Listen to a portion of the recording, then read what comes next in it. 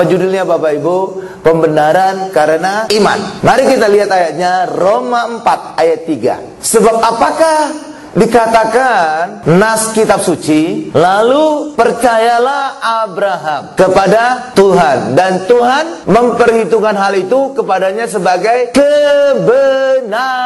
Jadi Abraham bukan berbuat untuk menjadi benar, tapi Abraham dengan percaya kepada Tuhan, itulah kita menjadi benar, itulah dia menjadi benar. Hal yang sama juga dengan kita Bapak Ibu. Abraham sering juga disebut bapak orang percaya, dan kita orang percaya. Maka sebagaimana Abraham percaya, maka kita juga percaya. Dan sebagaimana Abraham ketika percaya dibenarkan, maka kita juga dibenarkan karena percaya kita. Tuh, luar biasa. Nah, ada dua jenis orang percaya Bapak Ibu, yang benar oleh iman Bapak Ibu. Dan memang orang Kristen disebut orang percaya karena itu harus dasarnya iman. Makanya disebut orang percaya. Ada Bapak Ibu, ada dua jenis orang percaya, itu adalah penuh kemenangan, dan inilah hendaknya kita alami. Dan yang kedua adalah penuh kekalahan. Kenapa ini bisa terjadi? Ya, karena walaupun banyak kali orang Kristen percaya, tetapi lingkungannya masih hidup di dalam dosa. Dan ini contohnya di Alkitab itu terlihat dalam kisah Abraham dan Lot. Sebenarnya dua-duanya orang percaya Bapak Ibu. Mereka memberikan persembahan, memberikan korban domba, memberikan korban persembahan Bapak. Iya, mereka memberikan. Cuma bedanya adalah Abraham itu lingkungannya bagus di pegunungan, jauh dari dosa, sedangkan Lot tinggal di lembah kekelaman, namanya lembah Sodom. Dan karena sangat berdosanya gambaran dosa inilah, maka kata Sodom ini kemudian muncul menjadi istilah tindakan kotor, ya, ialah penyimpangan seks Bapak Ibu, sodomi. Iya, dari Sodom ini. Jadi benar-benar Sodom itu udah cirinya dosa. Ada di lembah dia. Bahkan sebenarnya adalah tempat yang paling rendah di dunia ini, di bumi. Dan itu sekarang adalah di laut mati. Itu adalah di bawah permukaan laut malah. Tahu di bawah. Jadi benar-benar gambaran tentang dosa. Jadi walaupun kita benar karena iman, tapi juga kehidupan kita juga, lingkungan kita juga harus kita jaga, harus kita lihat. Jangan saudara tetap tinggal di dalam lingkungan berdosa, tapi kita bisa menjaga hidup kita, misalkan diri kita dari orang yang nggak benar. Kenapa bisa Abraham bisa tinggal yang bebas dari dosa, sedangkan Lot tidak tinggal dalam tempat yang bebas dosa, justru penuh dengan dosa? Karena Abraham punya penyingkapan. Jadi walaupun dia tahu dia benar oleh iman, tapi dia juga jaga lingkungannya. Sempat juga masuk dalam hampir dalam lingkungan dosa, dan itu sempat di Mesir Bapak Ibu. Ya, dia sempat mampir di Mesir. Ya, dia sempat hampir jatuh dalam dosa. Dan memang sebenarnya jatuh dalam dosa. Apa dosa yang dilakukan oleh Abraham pada saat itu? Berdusta, berbohong tentang apa? Istrinya. Ya, istrinya diakui sebagai saudaranya. Saudara, sekilas itu terkesan dosa yang sepele. Oh tidak, kalau nggak percaya saudara itu bukan dosa sepele, tes saja kepada diri saudara. Kalau suami saudara berkata saudara bukan istrinya, saudaranya, oh habis itu suami. Ya Bapak Ibu, benar nggak ibu-ibu? Benar kan? Itu bukan dosa sepele itu, benjol itu suami buat istri. Kalau nggak diakui istri, benar? Benar ibu-ibu ya? Iya, karena itulah saudara bisa tahu dosa Abraham itu sebenarnya besar. Ngakui istri sebagai saudaranya. Wah, kalau dilakukan suami saudara kepada saudara demikian, habis itu suami. Jadi itu terbukti itu sebenarnya dosa besar. Iya, tetapi saudara lihat, dia tidak tinggal terus di Mesir. Dia langsung keluar dari Mesir. Artinya dia meninggalkan lingkungan dosanya. Sedangkan Lot tidak. Ya, walaupun dia benar secara ibadah, tapi dia tetap tinggal di Sodom. Itulah sebabnya dia tidak penuh dengan kemenangan. Hal yang sama juga dengan kita. Ya, kita memang benar karena iman, tapi juga jaga lingkungan kita. Ayo Bapak Ibu, jangan saudara tinggal dengan lingkungan-lingkungan yang berdosa. Jadi Abraham itu dapat penyingkapan bahwa ia benar oleh iman. Banyak kali orang Kristen berpikir bahwa mereka benar karena perbuatannya. Perbuatan itu salah loh Bapak Ibu, salah. Kadang-kadang orang Kristen yang berkata bahwa mereka benar karena perbuatannya, mereka punya standar ganda. Mereka tahu bahwa mereka itu selamat karena Yesus. Mereka tahu bahwa mereka benar karena Yesus. Tapi mereka sendiri berkata, tapi aku harus berbuat sesuatu. Itu namanya standar ganda. Padahal kita tahu semua Yesus telah kerjakan di atas kayu salib. Itulah sebabnya di atas kayu salib Yesus berkata apa? Selesai. Karena selesai, maka sebenarnya nggak ada lagi perbuatan yang harus kita tambahkan atas perbuatan Yesus. Bagian kita adalah untuk percaya atas perbuatan yang selesai ini, maka kita dapatkan semua hasilnya. Ayo Bapak Ibu, kita dapatkan keselamatan, kita dapatkan berkat, kita dapatkan kesembuhan, kita dapatkan segala macamnya. Ya, kalau orang dunia benar, mereka nggak punya Yesus, mereka benar. benar karena perbuatannya. Itulah sebabnya kalau orang Kristen masih berpikiran bahwa mereka benar karena perbuatannya, maka mereka sama dengan tetangga sebelah karena perbuatan mereka. Itulah sebabnya kalau kita mati, orang Kristen mati, selalu tulisannya adalah ya hidup bersama Kristus dan mati bersama Kristus. Umumnya demikian. Tapi kalau tetangga sebelah tidak. Tulisannya apa? Diterima di sisinya sesuai dengan perbuatannya. Nggak ada nisan orang Kristen berkata demikian. Benar? Ada? Nggak ada. Karena sebenarnya orang Kristen tahu bahwa mereka sebenarnya selamat karena Yesus. Tapi kalau tetangga sebelah kan nggak punya Yesus. Ada Yesusnya? Enggak. Itulah sebabnya selalu dituliskan diterima di sisi Allah sesuai dengan perbuatannya. Iya, karena itulah hari ini sebenarnya orang Kristen itu adalah benar selamat dan semuanya itu adalah semua karena Yesus. Karena itulah inilah yang kita imani. Perbuatan Yesus yang kita imani, maka semua kita dapatkan. Jadi prinsip bahwa kita benar karena perbuatan kita itu prinsip dunia. Bahwa kita benar kalau kita berbuat baik, kita benar kalau kita suka menderma, kita berbuat benar kalau kita suka berkorban. Itu sebenarnya orang dunia. Karena apa? Semuanya telah Yesus lakukan. Apa yang tidak Yesus lakukan? Berbuat baik, oh jelas. Ketika Yesus pelayanan di sana dulu, berbuat baik, menyembuhkan orang, memberkati orang. Benar Bapak Ibu ya? Suka memberi juga? Ya, memberi makan 5.000 orang dan seterusnya. Benar Bapak Ibu? Berkorban? Oh jelas, pasti. Disalib ini berkorban. Itulah sebabnya semuanya telah dikerjakan Yesus. Karena itu bagian kita mengimaninya. Langsung kita dapat hasilnya. Iya, tapi orang tetangga sebelah tidak, mereka nggak punya Yesus. Itulah sebabnya mereka harus kerjakan semuanya. Lihat kalau bagi kita enggak. Itu dia bedanya. Itulah sebabnya terlihat di dalam Yesaya juga Bapak Ibu, nubuatan ini Bapak Ibu, bahwa kita benar bukan karena perbuatan kita, kita selamat bukan karena perbuatan kita. Enggak. Kalau orang dunia berkata demikian, kalau kita berbuat baik kita dapat berkat, kita dapat pahala. Kalau kita jahat kita dihukum. Kalau orang Kristen tidak demikian. Iya Bapak Ibu. Karena apa? Semua hukuman kita telah ditanggung oleh Yesus. Benar? Lewat kematian Yesus, maka segala hukuman kita telah ditanggung Yesus. Itulah sebabnya dosa kita juga telah ditanggung oleh Yesus. Itulah sebabnya ketika saudara hidupi salib ini, saudara bisa berkata dengan mantap, aku tidak punya dosa lagi. Allah telah melupakan dosaku. Kenapa Allah melupakan dosaku? Karena dosaku telah ditanggung oleh Yesus. Sekarang aku bebas hukuman Allah. Kenapa? Karena hukuman dosaku telah dijalani Yesus di atas kayu salib. Itulah sebabnya ketika saudara hidupi salib ini di dalam diri saudara, maka saudara bisa berkata mantap, aku bebas dosa karena Yesus telah mengambil semua dosaku. Aku bebas hukuman karena Yesus telah menjalani hukumanku di atas kayu salib. Ayo Bapak Ibu, kalau mereka nanggung sendiri. Haleluya, saudara lihat bedanya itu? Yes, karena itulah hidup di salib. Maka saudara sungguh-sungguh berbeda dari mereka. Hidup kita berbeda. Kita bukan sebagaimana prinsip dunia. Apa buktinya Pak? Kita lihat nubuatan Yesaya tentang Tuhan Yesus. Di dalam Yesaya 53 ayat 5. Tetapi dia tertikam oleh karena pemberontakan kita. Dia dilumpuhkan oleh karena kejahatan kita. Ganjaran yang mendatangkan keselamatan bagi kita ditimpakan kepadanya. Dan oleh bilurnya kita menjadi sembuh. Amin. Saudara itu Yesus nanggung semua kan? Karena itu prinsip orang Kristen pasti beda aja dengan orang dunia, pasti itu. Tapi nggak tahu gimana banyak orang Kristen sudah Kristen tapi pikirannya masih prinsip dunia. Karena mereka nggak hidupi salib. Kalau mereka nggak hidupi salib, mengerti tentang salib, pasti ucapan mereka pasti berbeda. Prinsip mereka pasti berbeda. Dan hari ini saya ingin berbagi bagi saudara bahwa kita pasti berbeda dengan mereka. Karena kita hari ini punya salib Yesus. Amin. Berikan kemuliaan luar biasa bagi Tuhan Yesus Bapak Ibu. Nah, hal yang sama juga dengan Abraham. Jika dia dibenarkan oleh perbuatannya, maka ia bisa memegahkan diri. Sama juga dengan kita. Kalau kita selamat karena perbuatan baik kita bisa memegahkan diri.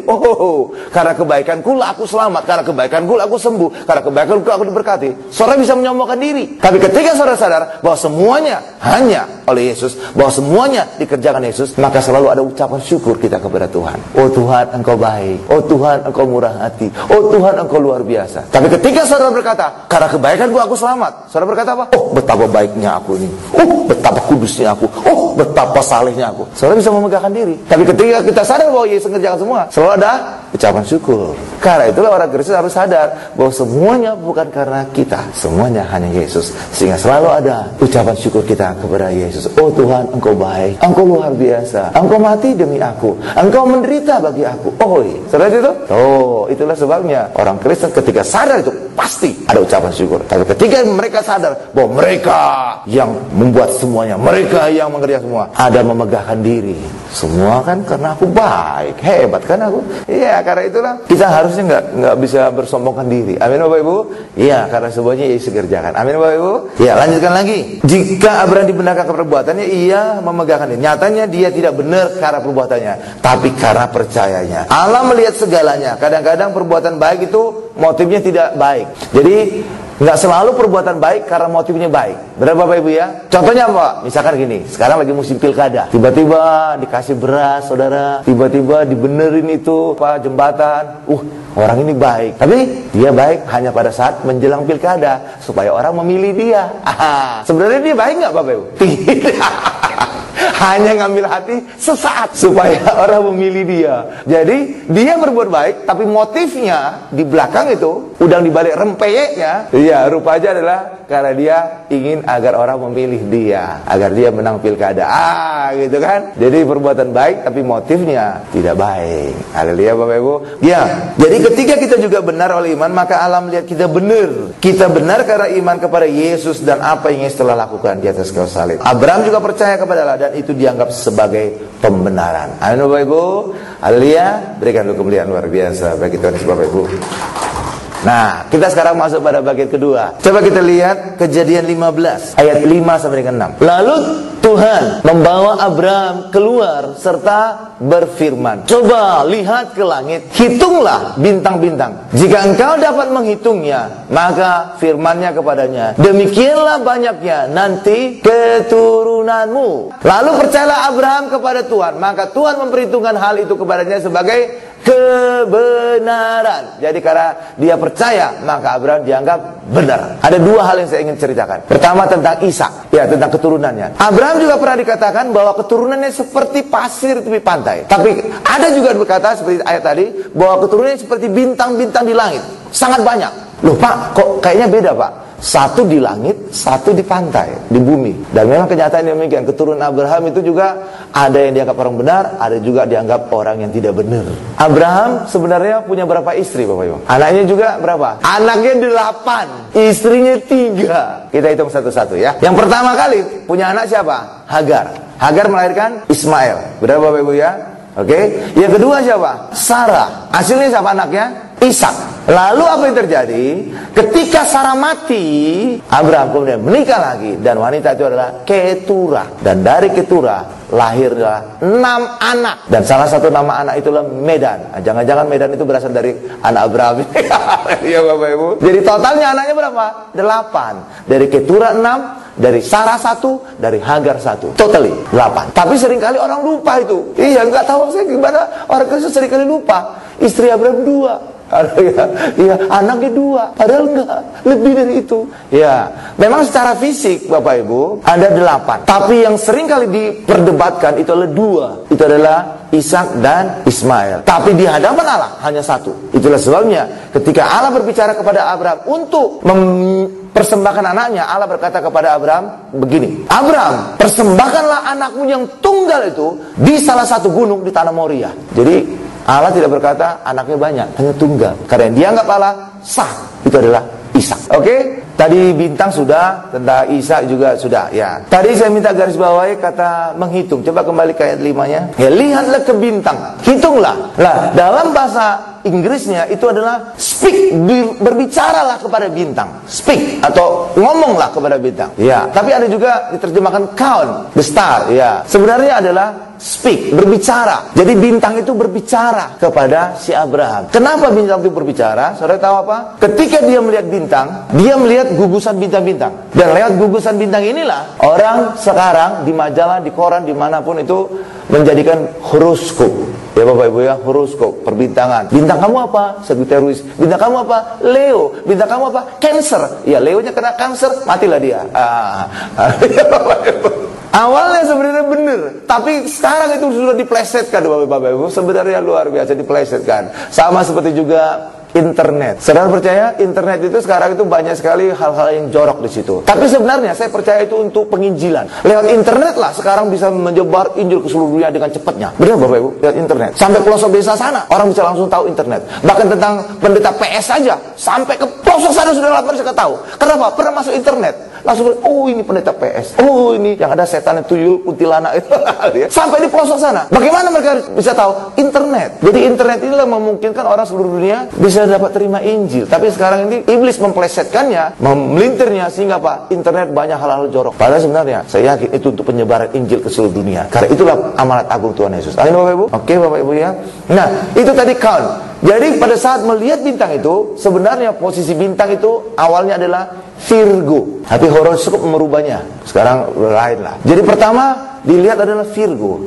Virgo berbicara tentang apa? Anak gadis. Lalu diakhiri dengan apa? Leo, singa. Dan itu berbicara tentang apa? Maria, anak gadis, melahirkan singa dari Yehuda, Leo dari Yehuda. Amin. Jadi ketika Abraham melihat langit, disitulah dia melihat Injil. Sang Yesus, sang juru selamat dilahirkan oleh anak gadis. Haleluya, sang Leo, sang singa dari Yehuda. Itulah sebabnya, sebagaimana Abraham percaya kepada Yesus, Injil yang dilahirkan dari anak gadis, sebagaimana juga kita hari ini percaya kepada Yesus yang lahir dari Maria. Amin Bapak Ibu.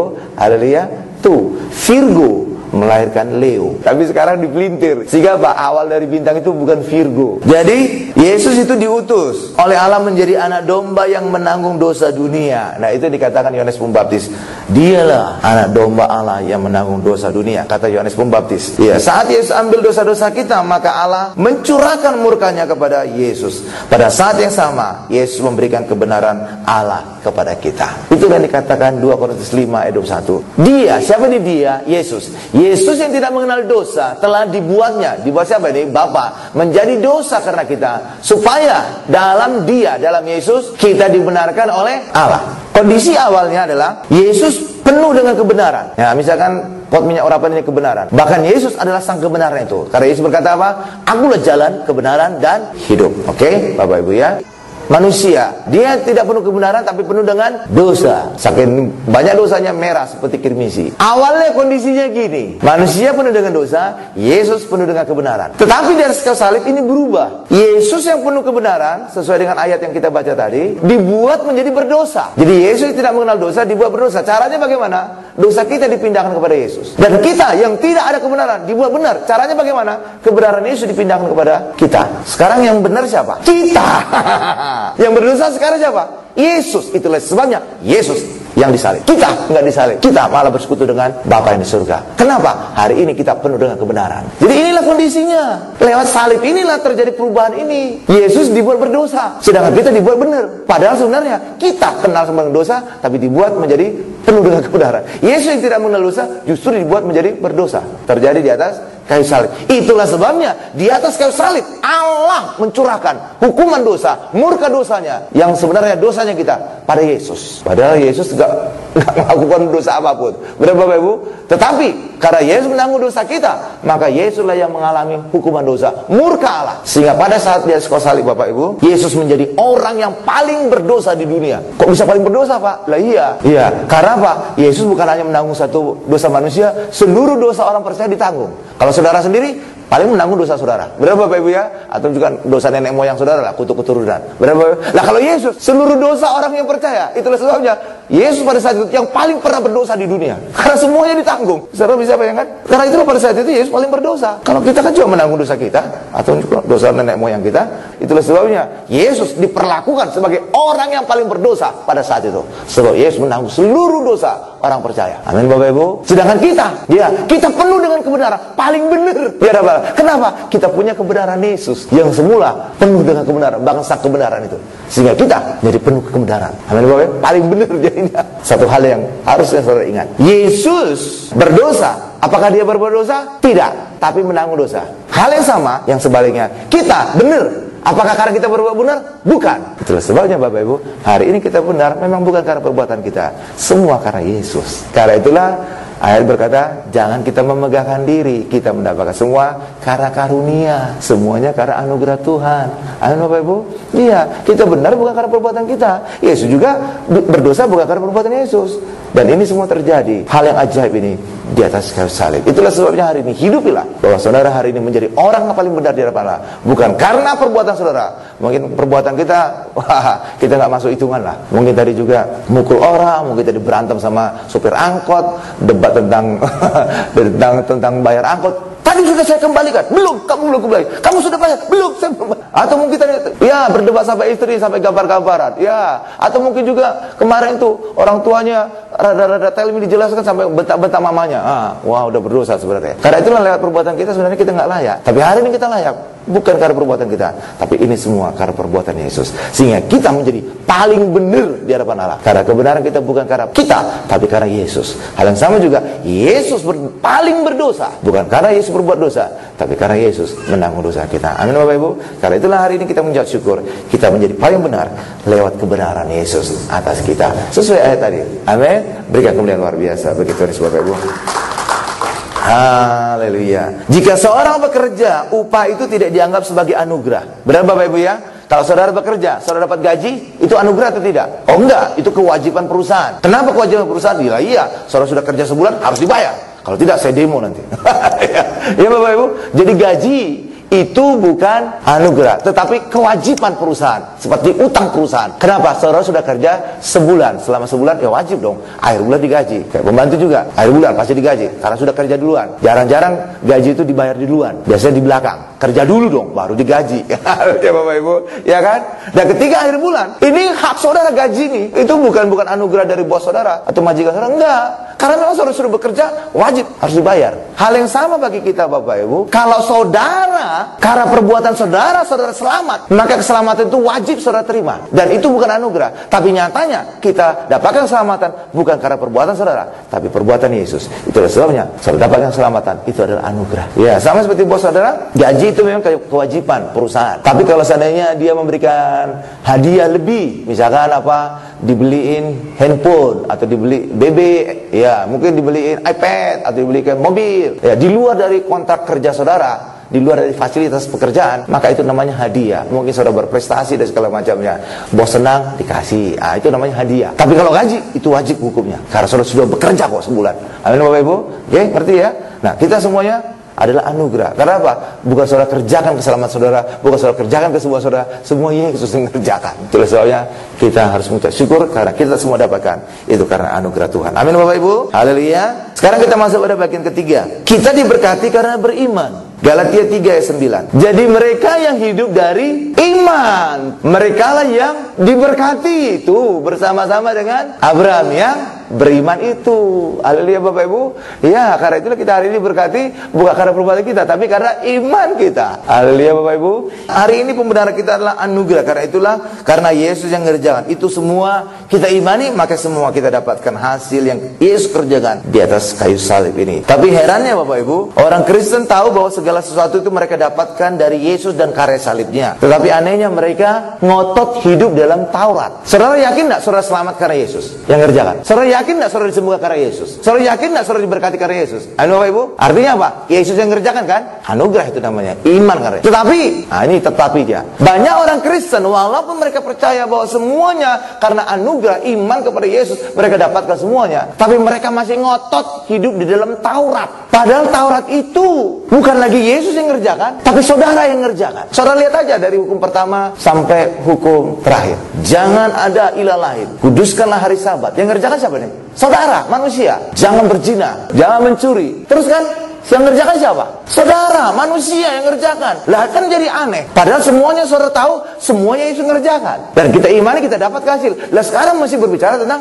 saudara yang ngerjakan. Karena itu bagi kita hari ini, mari sadari bahwa saudara di dalam Yesus adalah Yesus saja. Yesus telah ngerjakan semuanya, bukan lagi Taurat. Mungkin saudara berkata lagi, Pak, bukankah Yesus sendiri berkata bahwa aku tidak meniadakan hukum Taurat tetapi menggenapinya? Ia sudah genap. Karena itu di dalam Yesus kita menggenapi Taurat. Tapi bagi orang di luar Yesus, Taurat itu masih ada, masih eksis untuk mereka, tapi bukan lagi untuk kita. Saya ambil contoh gini supaya saudara bisa klik lah. Taurat itu hukum. Makanya dalam bahasa Indonesia disebut hukum Taurat. Kalau dalam bahasa Inggris satu kata, law. Jadi hukum. Jadi sifat hukum pasti ada. Sifat hukum adalah kalau ada kesalahan, dia pasti hidup, dia aktif, dia bekerja. Ya, ambil contoh, undang-undang korupsi. Hidup kalau seandainya di situ ada Gayus, di situ ada Nasaruddin, di situ ada yang lain-lain lah. Pokoknya itu. Amin Bapak Ibu. Yang korupsi, amin Bapak Ibu. dia aktif undang-undang korupsi ini. Tapi bagi pendeta, walaupun ini undang-undang ini ada, tidak aktif. Kenapa? Pendeta apa yang dikorupsi? Jadi walaupun ada, tidak berlaku bagi saya. Kenapa? Karena pendeta nggak ada yang dikorupsi. Jadi undang-undang ini ada, tetap ada. Tapi bagi orang yang salah, pasti ngejar. Hal yang sama juga dengan kerohanian. Taurat itu adalah hukum. Hukum hanya bekerja ketika ada dosa. Tapi bagi kita di dalam Yesus, hukum itu tidak berlaku. Kenapa? Dalam Yesus dosa kita diampuni, dihapus. Karena itulah, walaupun ada hukum Taurat, tapi saudara nggak bisa didakwa oleh Taurat. Sebab saudara nggak ada salah lagi. Karena darah Yesus telah menghapus dosa saudara. Tapi bagi orang di luar Yesus, pasti berdosanya. Taurat itu bagi mereka. Nangkap nggak Bapak Ibu? Klik, ngerti? Yes. Hal yang sama juga dengan firman. Firman itu sesuai dengan logika manusia. Cuma seringkali firman itu melampaui, tinggi. Tapi bukan berarti pertentangan. Haleluya, nangkap? Karena itu mari tetap pakai pikiran kita. Setiap kali pendeta, saudara bisa kritisi. Dia ngomongnya bener kan nih? Sesuai ayat dah. Ngarang kali itu orang. Jadi kita harus tajam gitu pikirannya. Haleluya. Semua diberkati karena beriman. Kita semua diberkati seperti Abraham karena beriman. Hal pertama yang Allah lakukan kepada Abraham, pertama dia harus benar dulu. Kenapa pertama kali dia harus benar, Bapak Ibu? Karena benar inilah syarat untuk semuanya kita dapatkan. Syarat untuk semua berkat datang. Itulah dikatakan Tuhan Yesus dalam Matius 6 ayat 33. Carilah kerajaan Allah dan kebenarannya, maka semuanya ditambahkan. Kapan itu mengalami ditambahkan? Kalau kita sudah benar. Sebenarnya itu kurang pas juga terjemahannya Bapak Ibu. Seakan-akan semua itu di luar dari Yesus. Coba kita buka Matius 6 ayat 33. Tetapi carilah dahulu kerajaan Allah dan kebenaran, maka semuanya itu akan ditambahkan kepadamu. Ya, itu seakan-akan segalanya itu ada di luar Yesus. Padahal sebenarnya tidak, Bapak Ibu. Harusnya ucapannya begini. Carilah kerajaan Allah dan kebenarannya, maka semuanya kamu dapatkan. Nah, harusnya gitu. Kenapa? Karena semuanya itu ada dalam Yesus. Apa yang saudara butuhkan hari ini? Keselamatan, kesembuhan ada dalam Yesus. Saudara butuh apa hari ini? Jodoh, oh banyak stoknya daripada Yesus. Saudara butuh apa? Keturunan, oh banyak. Haleluya Bapak Ibu. Artinya apa? Dapat Yesus, dapat semua. Jadi bukan ditambahkan dari luar ini. Bukan. Dapat Yesus, dapat semua. Sama seperti jabatan pilkada. Kenapa orang berlomba ingin jadi gubernur, wali kota, bupati, dan segala macam? Karena kalau mereka menang pilkada, semuanya mereka dapatkan. Pasti dapat gaji besar, pasti dapat fasilitas besar, pasti dapat segala macam rumah dinas. Jadi dapat posisi ini, dapat semuanya. Hal yang sama juga dengan Yesus. Dapat Yesus, dapat semuanya. Karena dalam Yesus ada semuanya. Ngerti Bapak Ibu ya? Iya. Jadi bukan ditambahkan dari luar gini. Enggak. Semua itu udah ada dalam Yesus. Dapat Yesus, dapat semua. Karena itu kurang pas terjemahannya. Maka semuanya ditambahkan. Seakan-akan terpisah. Itu semua yang ditambahkan. Amin. Tapi semuanya ada dalam Yesus. Dapat Yesus, dapat semua. Karena dalam Yesus ada semua. Haleluya Bapak Ibu. Dan Allah memberkati Abraham luar biasa. Kaya raya, berlimpah Bapak Ibu. Itulah sebabnya tidak benar Allah membenci orang kaya. Karena Abraham sendiri sangat kaya. Ayo Bapak Ibu. Itu bapaknya orang percaya itu Abraham. Buktinya sangat berkenan di depan Allah. Karena itu tidak benar bahwa orang kaya dibenci Allah. Karena apa? Karena ada satu ayat sehingga banyak menafsirkan bahwa orang kaya itu dibenci Allah. Bahwa lebih susah orang kaya masuk kerajaan Allah dibandingkan onta masuk lubang jarum. Langsung disimpulkan, oh berarti Allah itu benci orang kaya. Tidak Bapak Ibu, tidak. Itu salah sekali kesimpulannya. Karena bapak orang beriman aja sangat berkenan kepada Allah, Abraham. Amin Bapak Ibu. Tapi yang Allah benci, jangan sampai kekayaan itu mengendalikan kita, menguasai kita. Itulah sebabnya firman Tuhan juga berkata, cinta uang adalah akar segala kejahatan. Bukan karena uangnya, tapi karena cintanya. Akar segala kejahatan dan sumber segala penderitaan. Bapak Ibu. Karena itulah hari ini saudara kaya oke, dan sangat perlu kaya. Haleluya. Dan Tuhan memberkati saudara menjadi kaya. Tapi hari ini gunakanlah kekayaan saudara untuk kemuliaan Tuhan bagi sesama. Karena itulah cintai Allah, gunakan uang saudara. Cintai sesama, gunakan uang saudara. Jangan dibalik. Cintai uang, manfaatkan sesama. Wah, itu terbalik itu Bapak Ibu. Terbalik itu. Amin Bapak Ibu. Tapi harusnya cintai Allah, manfaatkan uangmu. Cintai sesama, manfaatkan uangmu. Amin Bapak Ibu. Itu yang benar. Karena itulah jangan saudara cinta uang. Uang itu hamba yang benar, hamba yang baik, tapi jadi tuan yang jahat. Karena itulah baik kita hari ini. Mari Abraham diberkati Tuhan, dan kita hari ini keturunan Abraham karena kita di dalam Kristus, milik Kristus. Maka kita juga hari ini diberkati semua berkat-berkat Abraham. Amin. Berikan kemuliaan paling dahsyat luar biasa bagi Tuhan Yesus. Kita tundukkan kepala kita.